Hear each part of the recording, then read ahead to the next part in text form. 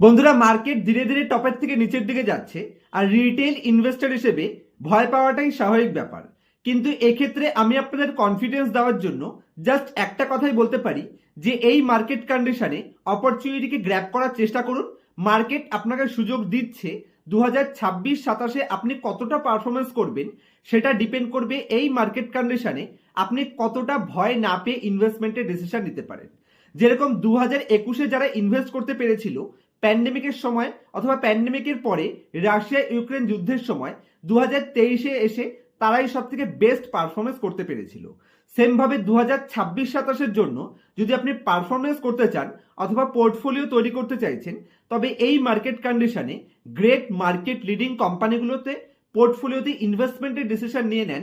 আশা করছি কোনো মতেই ভুল ডিসিশন হবে না। মার্কেট আপনার কাছ থেকে 6 মাস এক্সট্রা টাইম নিতে পারে, কিন্তু মার্কেট আপনার কাছ থেকে কখনো ক্যাপিটাল নেবে না যদি আপনার কোম্পানিটার প্রফিট আসে। আপনি শুধু এইটুকু এনশিওর করুন যে কোম্পানিতে আপনি ইনভেস্ট করছেন সেই কোম্পানিতে ফিউচারে ইপিএস গ্রোথ হবে, এবং আপনি যেই লেভেলে কোম্পানিতে এন্ট্রি নিচ্ছেন সেটা যেন কোম্পানির হায়ার ভ্যালুয়েশন না হয়।